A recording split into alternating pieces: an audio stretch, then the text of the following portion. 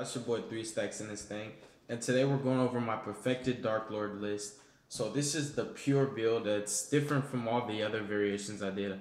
I've tried every single build with Dark Lords except just straight up pure, just pure Dark Lords. So this list is just purely consistent. It eliminates all the potential breaks simply because all the other variations had cards that would conflict because they weren't always good in tandem with other Dark Lord cards. So running the pure build, it's just the most consistent variant. The only benefit that other builds have, like over this is pretty much like the lockdown with the Arcana Force, where you could just keep skipping your opponent's turn, and the Star Seraph build that I put up that you guys saw, where you could just keep using Superbia to summon Scepter, keep doing the stick chair combo. So there's a lot of other benefits that basically hybrid Dark Lord builds have, over this deck. But like I was saying, the pure is the most consistent in what it does. It gets straight to what Dark Lord is supposed to do. Dark Lord is just all about drawing. It's basically just like a deck. Think of like Guardians being like a crappy version of what Dark Lords really do. Is just draw.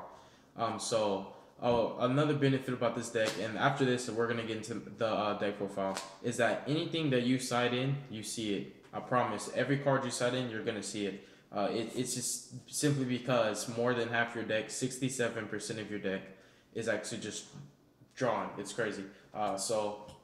Beginning with the monsters, we've got 3 copies of Ichel. This is my baby. She's so sexy, beautiful. I love the artwork. She has thick thighs, really nice, man. Uh, Everything you want in a woman, and everything you want in a Yu-Gi-Oh card. Just incredible. Konami did a good job. And moving forward with 3 copies of Superbia, this is the Monster Reborn that's not once per turn. This is how you spam all your XYZ plays, rank 8 plays, rank 10 plays, overextend your combos. And he also helps you to just OTK, just keep your field presence relevant. He's basically the most important monster in the entire deck. Even in this list, because out of all your monsters, he's potentially like a floater, because every turn you can get him back, and all your other monsters, they may die and never come back, but like he'll always come back. And he also pretty much just overextends your combos, and a lot of your plays actually synergize off of just him in contact. So yeah, Superbia is really important for the Dark Lords and what it does. This deck is kind of similar to Blue Eyes. I must say that Blue Eyes and Dark Lords are not exactly alike. They have benefits. One has benefits over the other that, basically both the decks have benefits that the other deck doesn't have. They're both arguably just busted, insane, consistent decks that make boards that say you can't play Yu-Gi-Oh. But Blue Eyes has just access to it's different toolboxes. It's kind of the same method with different toolboxes. They both do rank 8 spam, but Blue Eyes, they got the synchro engine built in with them. They got the dragon support, whereas Dark Lords, they can do rank 7s, rank 6s, rank 10s, rank 8s. They can abuse the effect that they're darks and they're fairies. So there's a little difference between the two, but essentially Dark Lords and Blue Eyes, they're pretty much kind of like the same deck. Sorry for rambling, but 3 copies of Nastin. These are your important your combo starters. These are your important play starters. You want to see these monsters in your hand. So that way, you don't have to waste your search off your banishment for that. You can just search your contact now. So very important play starters. Nastin, he just lets you just play your stuff right away. And also he can help you to add extra names in your grave for your Christia. Like you might have like 2 fairies in grave, for example, and then you have like Nastin, discard 2 special Nastin. Or even, for example, like when you have like this awkward thing where you have what's it called? Like 5 fairies in your grave, and you can use him, discard 1 fairy, and then a Dark Lord card uses effect. Using his effect, then you could play your contact, and then special summon Superbia, special another one, and then that puts you at 4, so you can go to your Christia. So yeah, he's just really clutch in different scenarios, and 26 body, even either way, and also he's rank 7 engine all by itself. And then we have 1 copy of Douchebag. I like Douchebag a lot, but it came down to I had to cut a lot of stuff because it just came down to consistency and just getting straight to the bread and butter and what the deck does. And this guy's not a play starter. He's just a combo extender, an extra combo piece. He's an extra name, and also he's a body on the field that says I can use the spells and traps when I want. So he has that built-in effect. So he's an extra name for that, and yeah, really cool. One of my Mr. Zerato. This guy should be at 2 for my list, but I had to cut one of him for a maxi. It came down to two Zeratos or one Zerato. I can still use him and a maxi, so I decided adding the maxi instead of two copies of the same thing. So yeah. But if you have space, I definitely recommend running two Zeratos. One is fine. You're able to just search it, just keep bringing it back with Superbia. You know, blow your opponent's board up, attack, make a rank 8, so that way during the end phase it doesn't matter that he would die because he's already XYZ material. So essentially you get to Raigeki your opponent's field for free.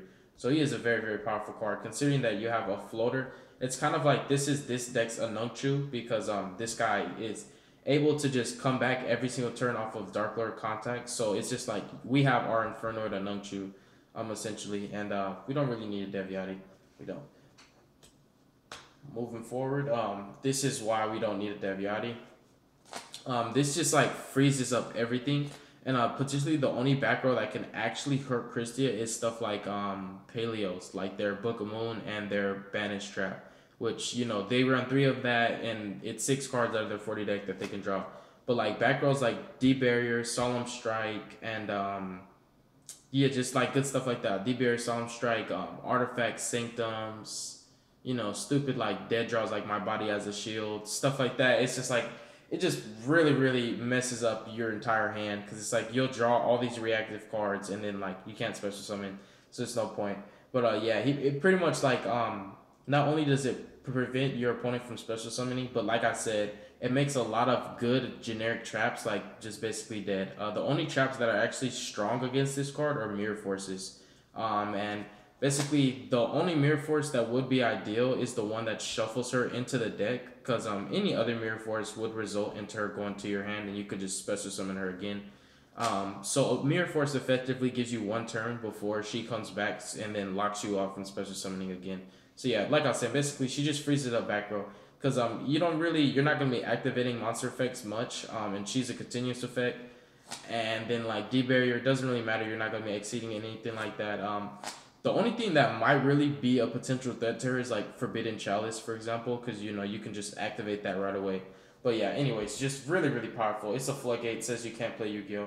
And I was running 2 copies of Vanity's Fiend. I decided to cut one of him for a copy of Majesty's Fiend. Similar to what I was saying earlier about the Zerato, where I was like, I could run 2 Zeratos, or I could run one of him in a different effect. So I was like, I could run 2 Vanity's Fiend, but honestly, Vanity's Fiend and Arclord Christia are the same thing. Christia is actually easier to make in this deck, easier to use. So it's like the same card. It's just like a weaker version of the same card, in my opinion. Sometimes he's easier to get out because he's just a 1 card tribute.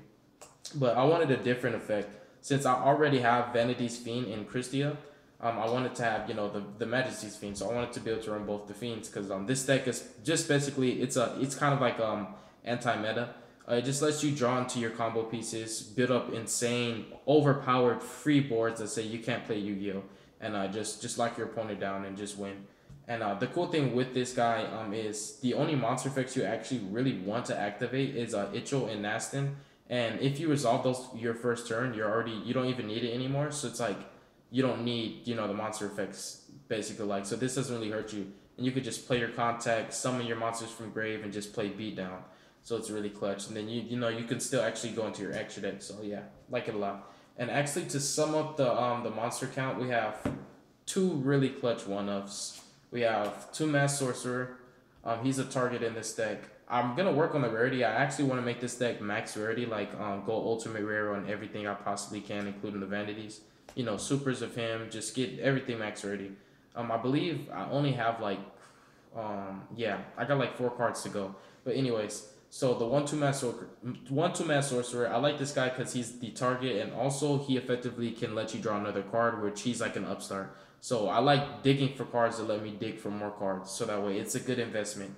And then the 1 maxi, the sack, unfortunately because of Konami. But we gotta run this guy just because this deck draws so much. Why not run the card to let you draw more? So maxi, it just fits the playstyle as a Dark Lord. Like I was saying, it seems like a simple concept, but the idea of Dark Lords is because they draw so much, the cards that you want to see, you always see them. So it's pretty much like your sacks, you know, your 1-ups. And like I said, when you side deck, you're always gonna see your kaijus. You're always gonna have your slumbers. You're always gonna have the cards that you need, your reactive cards. So if you lose, it's not because you didn't have what you need. you just simply lost because your opponent, he out resourced you. So yeah, that's it for the monster count.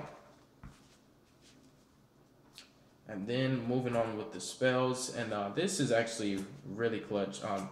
The spells are all just deck thinners, like all of them, except for contact. But even contact, if you play it right, you can play contact to special summon another one of them to activate their effect and put banishment. So basically, banishment can turn contact into another banishment. So contact can become banishment if I'm making sense. So yeah, pretty much all deck thinners. So yeah, very consistent. Beginning over here with the 3 copies of banishment, because it is very, very insane. It's just any Dark Lord card you need it to be. And in tandem with that, we're going to go over here. We've got 3 copies of Dark Lord Contact, because this is basically the Monster Reborn of the deck. And it's really good. It's just, you keep putting it back into your deck. You never run out of, you're basically your recursion. And then with that, we have 3 copies of Allure of Darkness, because everything is dark except for Christia. And you also have a searchable Allure target through this guy in Toon Table of Contents. Only reason why I'm running this guy is because I like upstart-like cards. And this deck is just meant to draw, so you basically just want deck thinners. So a lot of these cards are in the deck just so that they can just be empty space. So like these cards are just not even here. Just think of these like they're just not here. Like like upstart, it's not even a card. It's not really. It's just like empty space. Like it literally is not a card. It's just another card. So yeah, a lot of my deck is just basically it's just all other cards. Very, very consistent. And then in tandem with that, we've got 3 copies of Trade-In, because the deck is just able to abuse Trade-In so well. And Trade-In actually sets you up for Dark Lord Contact pretty well. So it basically it synergizes. And then also we have 3 copies of Pot of Desires. You want basically you want to be able to resolve this after you abuse all your combos, get your pluses, and then play your pot and then just go off. And everything in the deck is everything in the decks is 3 of, except for your 1 of Toon Mass Sorcerer, and then your 1 of Fiends and your Maxi. Basically the 4 sack monsters, the Mass Sorcerer, the Maxi, and then the 2 Fiends, the Majesties and the Vanities. But everything else in the deck is at 3. So Desires does not really even hurt the deck, and you don't even always need extra copies of your 1-ofs, especially because Dark Lords can put their spells back to their deck. Like, so you can, like, for example, leave a copy of Banishment and Contact in grave, resolve your Desires, then you can use your Dark Lords to put Contact and Banishment back. So Desires does not hurt this deck at all. That's why it's really good at 3. Especially being just effectively another combo extender, another combo piece that's at 3 to let you just deck in more. So the deck always opens up broken. And then also we have 3 copies of Foolish Burial Goods, because this is just 3 extra copies of Banishment, 3 extra copies of Contact. It's also three copies of Upstart.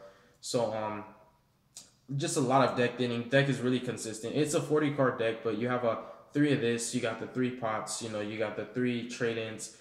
Man, and it's just like Allure of Darkness and Trade-In, they're kind of like not like Upstart, because they require for you to have another card in your hand, have to have level 8 in the dark. So I'll say like the 3 Foolish, the 3 pots, and the 3 banishments. So you've got like potentially 9 Upstarts, and then Ichil. Well, we won't consider Ichil since she requires for you to have another card in your hand.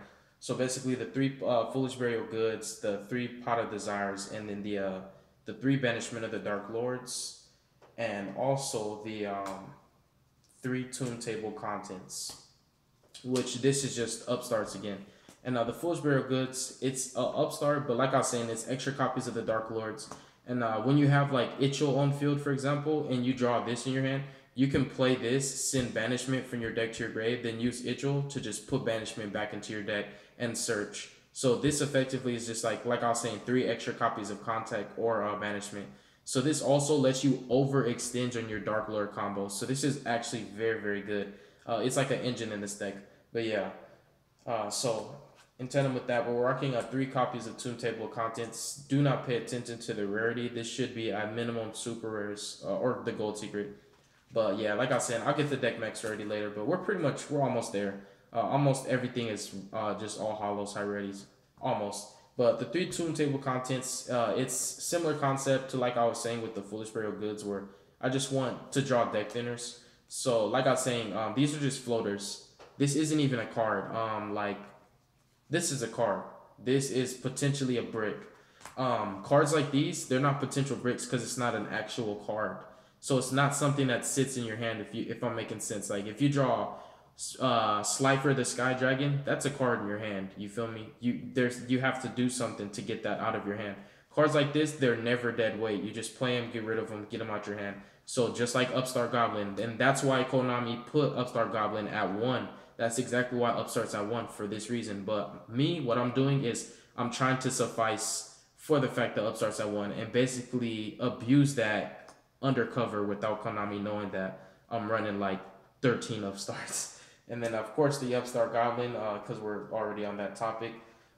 Just good deck thinning, you know, just man, very, very good deck thinning. All consistent. If you see a spell, it's always gonna be good. There actually are no bad spells except for this one spell. Metaphors Fusion is actually the this and this are the actually the only bricks of the deck. It's very, very sad when you draw entities. And this guy, you can actually still use him as field presence, but this is basically just like a dead card. There's no way you can get it into the grave by yourself. So you're basically just gonna have to like set it as a bait, hope your opponent Twin Twisters it, so that way you can put back into the deck. So this is basically like the only potential brick, but because the deck is so ridiculously consistent and draws, like your first turn, almost all your deck is gone. Like your graveyard looks like your deck looks like your hand looks like your grave. It's just retarded. But yeah, basically it's like the only potential brick. But since you have like 3 copies of another card that gets you to it before you run into it, it's like I said in another video, it's similar to the Brilliant Fusion concept, or even the what's another one? Brilliant Fusion concept, and like like something like Shadow Fusion, where somebody runs like one Shadow Hedgehog and then like a Beast just to play, and runs 3 copies of Shadow Fusion just to resolve the one Shadow Fusion. So yeah, similar concepts. So yeah, the one card that they search is a potential brick, but if you get to them before you get to the one card that you search, they let you deck them in an insane way. And what that does is actually increase your odds of drawing insane broken cards and overextending your combos. So the chance of drawing a one-of brick for the potential to basically deck in and get even more combo pieces, I don't care about that. I'd play the risk of drawing this one card any day over playing like something like the Speedroid engine, like the Speedroid Terratop engine, for example, where like um the Speedroid guy himself, like the little Takum Tom board dude, where you draw him like the Terratop engine like is completely dead, but like you know if you get the Terratop first, you can still pull it off. But like cards like these are more versatile than the Speedroid engine because like even the Speedroid engine itself is basically gonna become like the rank 3, you know, the rank 3 whatever it is, it can become like a Zodiac play or whatever. But in this deck, you don't want monsters like that, like the Speedroid engine. That's the only reason why I don't run the Speedroid engine myself, is because it doesn't even synergize with the deck. All it basically becomes is just like a free rank 3. It's just like it could be a Zodiac combo. It can be like, you know, free totem board, which is pretty nice, but I'm not gonna, you know, run the odds of bricking just so I can have like a free totem bird. A free totem bird isn't worth the chance of bricking, you feel me? But free upstarts is worth the chance of bricking. So basically, if that makes sense of what I'm saying, I'd run the Toon Table contents over the Speedroid engine any day, is what I'm saying. I think it's more consistent than the Speedroid engine. It bricks less. I think the Speedroid engine, for some reason, bricks more. And that's why I've never actually ran it in my Dark Lord lists ever. You guys never seen me actually run that. And then to sum up with the main deck, we've got 1 copy of Dark Lord Rebellion. This would have been the enchantment, but I actually have Big Eye, so, you know, if you have Big Eye to take monsters, you don't really need enchantment to take monsters. It is nice, you know, if you could use both of them in the same turn, take 2, but I just wanted to just keep the copy of Rebellion. I was running 1 copy of each trap, but I decided to just cut the enchantment for the Metaphors. So yeah, that actually sums up the list. And yeah, I just chose to keep the Rebellion because I just wanted to have an option to be able to out something that was problematic, you know, in my way. Floodgates, back rows, stuff like that. And you can just keep putting the Dark Lord Rebellion back into your deck and then keep searching it with Banishment. So yeah, and I apologize if you guys feel like I ramble sometimes. I try to give as much information as possible. I don't want you guys to have any questions from me.